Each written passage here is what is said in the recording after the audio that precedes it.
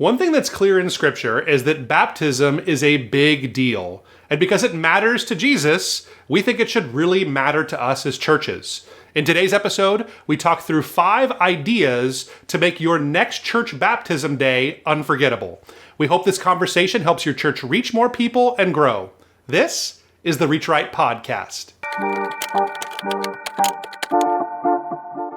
Well, hey guys, welcome to the Reach Right podcast, episode number 115. I am your host, Thomas Costello, and with me, as always, is my co-host, Ian Hyatt. What's up, Thomas?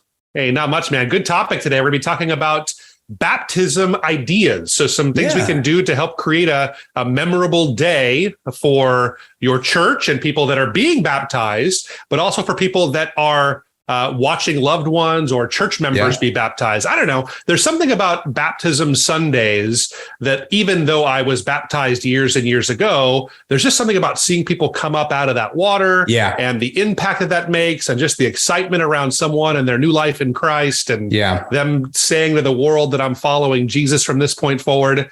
It's powerful. It's a huge opportunity. And I guess we want to talk a little bit today about how we can make the most of something that's so important to us. Yeah, very important, very powerful. And I don't think it's fair to say that this is often like a just something that churches miss the mark on, but maybe because it is kind of, it's of course a big foundation, a part of our, foundational part of our Christian faith. And I think sometimes we can maybe get into a routine with these things and kind of let them get a little stale, and they are quite the contrary from stale, right? This is new life for someone making a decision to be baptized. So, so I think it's great. Yeah. Now, I don't want to get into the weeds on this because there's lots of different theology and things around baptism. You and I both come from a believer's baptism kind of perspective as opposed to a child baptism or infant baptism tradition. So that'll be the primary theme of this conversation. I'd say our audience is probably 80% or so believer baptism. And so we kind of choose that direction when we're talking about this today. But I think a lot of the stuff we talk about, you could find some application if you're part of a tradition that does infant baptism and some of those kinds of things. So we think that's one of those non-essentials here at Reach Right. It's not something that we think is a salvation question. But that's just kind of our perspective on things. But good to address that. It's such an important thing. And that's why we think it was worthy of a conversation on the podcast. Because again, it is something that gives you an opportunity to really have a party and celebrate at your church. And I think that we want to make much of Jesus. And I think we want to make much of people that are giving their lives more fully to Jesus. So really, I think it's a huge opportunity. And so hopefully in this conversation, we can give you a handful of ideas. Maybe you could just implement one of them and make your next baptism Sunday something a little bit more special there at your church. So that's it. So I guess I can go ahead and kick us off here. So the first thing, and I'll just kind of say this, is it seems like it's kind of a no-brainer in some ways, but you need to be intentional about inviting people to be baptized. I have found that has been the lion's share of people that have chosen to be baptized in my ministry are people that were personally invited to be baptized, to be baptized, whether from the pulpit or from me personally or inviting them to do that. I think a lot of times churches, we get caught up in inviting people into a relationship with Jesus. And we love to count those numbers because in a lot of ways, those numbers, I don't want to sound too cynical on this, but sometimes it's easy to fudge those numbers, right? To say like, oh, that person raised their hand. Well, sure, they've raised their hand to accept Jesus 11 weeks in a row, but that's 11 different salvations. We count them all differently that way. Baptism is something that's a little bit harder to fudge. Whether people came up and out of or down and out of the water, it's something that's an easy metric to kind of watch there. And so I think it's important that we're really intentional about inviting people to take that next right step. You said yes to Jesus. The next thing we're supposed to do is to get down into the water and make a decision to that our old life would die, our new life would be resurrected with Christ in new life there. So really, we think it's important that you're very intentional about that. So leading up to your baptism weekend, we think that weeks in advance, maybe 6 weeks even, you want to start putting that out there and kind of letting the Holy Spirit do what he does, and encourage people to kind of feel that ping in their heart that says, you know what, that's a step that I need to take, whether they're rededicating their life to the Lord or they're deciding to be baptized for the first time, thinking about that and giving them time to start to consider those things. I think that's really important. So anything to add on that? Yeah, I like that you covered that, not to be cynical, but, sometimes we do focus on first-time visitors and hands raised. Obviously, those things are important, but I would argue this is probably a bigger metric to track, because it really does show the health of a church. And when someone takes that next step in baptism, that's more commitment. That is actually, I would say double duty instead of just raising it. Now, accepting Christ as your Savior is huge, biggest decision anyone can make. But this baptism, I think, shows the health of a church's discipleship. Are they getting people, moving people further than just a decision, but they're a following now? And it made me think of, and we won't say the person's name, them, but I had the privilege of leading a friend to the Lord in a small group setting. And that was a big deal. And through the sinner's prayer, just a prayer, accepting Jesus now. And then the next time we followed back up with this said friend, it was like, okay, well, hey, man, that was awesome. Next step to go deeper and really make this as baptism. And it was, whoa, now that's a lot. Let's hold on, pump the brakes a little bit. So I think that's another thing to remind. That's why we got to be intentional, like you've covered in this first point, is because it's a bigger decision for most people. And really, and I think one of the biggest metrics for a church to track. So. Yeah, I mean, I think we understand theologically that it may not be a bigger decision than making an initial decision to follow Jesus, right? Because it's not, again, I think there'll be people, my theology at least, there'll be people in heaven that didn't make it to baptism maybe. They never took that step, or it wasn't, for whatever reason. I could be wrong about that. I think it is the right step that a believer would take. But I think my theology is that baptism doesn't save us, but deciding to follow Jesus in your heart and making that decision, and deciding that what he did for us on the cross was sufficient, and all of those parts of it, the actual acceptance is where salvation happens for people. But I will say that it's so important to be intentional, because this is something that you're talking about metrics. Churches as a whole, I'm part of a denomination where every year they release the numbers. We had this many salvations and this many baptisms. And the number of salvations is almost always about 10 times the number of baptisms that took place. And so a lot of questions arise because of that, right? Because it's just one of those things that there is a reason for that discrepancy. And I think your church, ideally, it would be a 1-to-1 ratio. There'd be a very solid decision to baptism pipeline that you would have in order. And so having that and being intentional about it, I think, is really important. That's good. Well, I'll cover the next one. It's a good segue. After being intentional, well, then you got to be intentional about having to value it more, I would say, have a church-wide baptism weekend. I think that, when you rally the church around this and you make it a specific event, it could be a lot more impactful. And I think it can also lend to more people deciding to do this, because then they get to invite, it's an event, you can, have all sorts of things around this. My church does this. We've done this for years. It's one of my favorite, if not probably actually, now that I say this, it's probably my favorite service that we do. And I think we do it every 5th Sunday of the month. So, kind of have it not every 2 weeks or anything like that. And I think one step further than monthly, but it will happen on, I think, every 4th or 5th Sunday of the month. I'm having a brain fart now, but here's the cool thing about it. With this church-wide baptism weekend, it's promoted. We promote it online, social media. We, like you said, even weeks out, make sure that people know. And we have this standing day that we do this so that everyone knows, oh yeah, this 5th Sunday, this of the month, or 4th Sunday of the month, whatever it is, we're going to have this. For us, we like to include this as a part during the worship time. So our pastor actually gets to name. Usually it's a good, again, I'm a part, as we've mentioned before in previous podcasts, of a larger church. You don't have to be a larger church to do promote it and have a church-wide weekend. But that being said, every time we do this, we have at least probably about 15 people. Well, here's the cool thing is during worship, before worship, our pastor gets to highlight the people, even tell some stories behind why Johnny over here got, connected with someone in our youth and he's making that decision. And then as we're worshiping together, we get to see on the screens and in person these decisions being made. And it's just super powerful because, we've made it an event and we are just, excited. Family members are excited that have come out. And so it's been a great thing for us to do. Yeah. What a great worshipful experience, right? Watching people make that decision. It's such an extension of worship. We get so caught up in thinking of musical worship as kind of the way we do worship in church. But I mean, my goodness, what is more worshipful than celebrating with someone as they make a decision to follow Christ with their whole life and follow him into baptism? It's just praising God while they're making that decision. Yeah, absolutely. Yeah, absolutely. So let me ask you this. So you guys have multiple services, right? How many services do you guys have at your church on a weekend? So we have 3 services on a weekend. Yeah.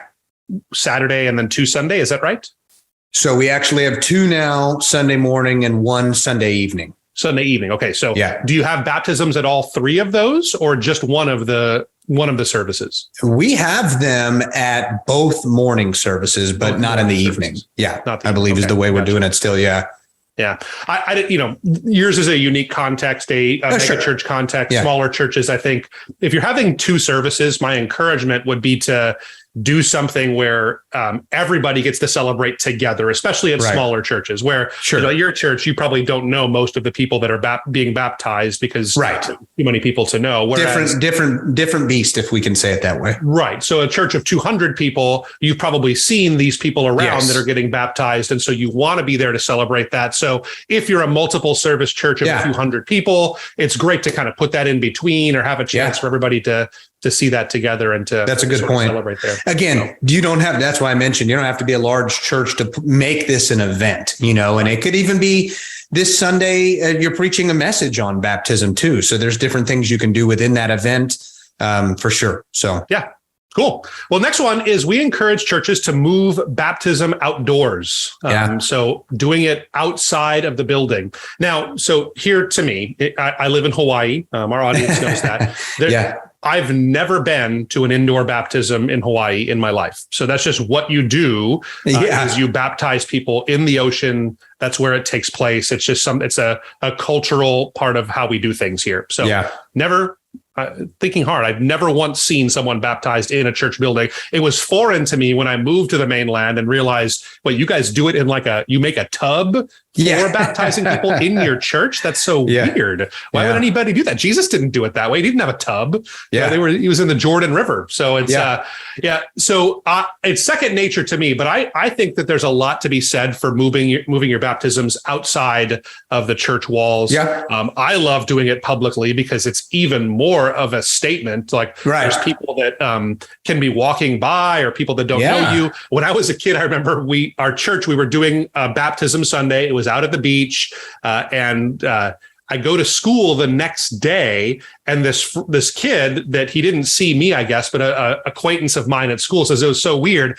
I was out at the beach, and there was this cult baptizing their members out at the beach, and it was us. We were that cult, I guess, in this case here. So anyway, it's I think that it's kind of an awesome witness to the world out there to be seeing this is something this church takes these things seriously. Right. I think there's a lot of advantage to, and I don't want to put too much weight into this, but to the social side of things. It's harder to get good photos of baptisms and good videos of baptism when your baptistry is back behind the pulpit there and kind of where it was traditionally in churches. That's true. Churches on the mainland there. So so I think that there's a lot of advantage to doing outdoor photography, outdoor video, seeing those things happen out there. People might be more comfortable showing up too. They got room to breathe. They're out there. And I would also say, you reminded me too, we've seen some of the benefits of taking it outside as far as cleanliness or less of a mess and hassle. If you remember, I baptized my mother. I came to faith before my mother at a church you and I both pastored at. we were able to baptize her. And the problem was our baptism tub that we had on this occasion ended up springing a leak inside. So we had to rush and scramble and get the tub. And this church was upstairs. It's the most awkward, messy thing. But we had to get the baptism tub, which I don't know how many gallons of water it was full of, but we had to get it out on the balcony. And then we had to, as it was, the leak kept getting worse. So water was coming off the top balcony down on the ground. And if had it been outside, it would have been less of a mess there. But that doesn't. I remember that's that. Obviously I kind of forgotten about that, but I do remember it now. I remember that shooting off the balcony down onto the parking lot there. So. And it's a rare occurrence that something like that happens usually. But if you think about it, too, if it's all outside, it is easier to manage with towels and all of that. Of course, if it's wet, if the weather's appropriate for for that condition, it's so. Good. Why don't you get the next one for us? Yeah, another one is I talked a little bit about this during your event, and this does not have to happen during an event, but that's basically having storytelling behind baptism. Baptism, again, a very powerful decision someone's making. Get photos at a minimum of these baptisms taking place. We've seen we do web development here as we've shared numerous times, and help with social media and all of that. The most powerful photography, some of the most powerful photography is a baptism happening in action. Someone coming up out of the water being, and that is showing, candid, action of, life change in your church. So it's someone making that decision. So photos, videos, even perhaps, not that you have to do this for every person. Maybe it depends on the amount of people getting baptized in a Sunday, or if someone's comfortable, they should share a brief video testimony. Why are they making this decision? This could be played, shortly before they get baptized. Here's where I was before. Here's why I'm making this decision. Here's where God's taking me. Not hard to pull off these days, getting good photography, videos, those types of things. I think this is one of the most untapped opportunities that churches have, is when someone is deciding to be baptized, they're already stating they're willing to follow Jesus into something that, they wouldn't otherwise normally do. Let's just be honest, like deciding to have other people dunk me in the water and come back out again is not like a socially cool thing to do in a lot of ways. I mean, maybe it is in churches, but there's no other circumstance where that's a normal thing to do. So they're already taking a big leap. I think in these times, they're going to be very willing, more than any other time in their lives, in a lot of cases, to share the story of why. Why do you want to do this? Why do you want to take this next step? And when you can capture those, whether it's written, whether it's a video or something like that in photography, those kinds of things, that is a way to help them take the step of sharing their faith. So if someone does a video testimony of why they're deciding to be baptism, and it doesn't have to be long, it's 60 or 90 seconds or something, you put a little production value into it.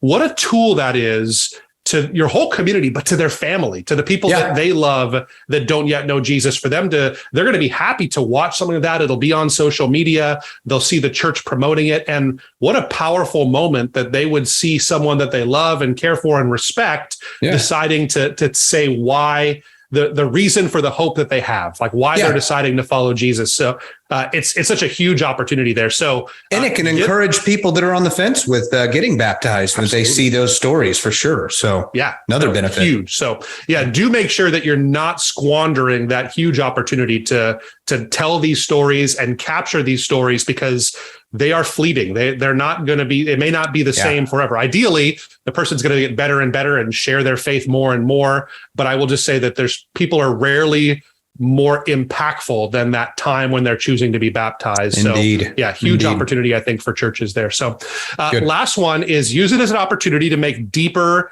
personal connection. So I think one of the frustrations that a lot of people have with baptism, and this is something that I've heard, I don't know if frustration is the right word or not, but I've heard this from people after they come up out of the water.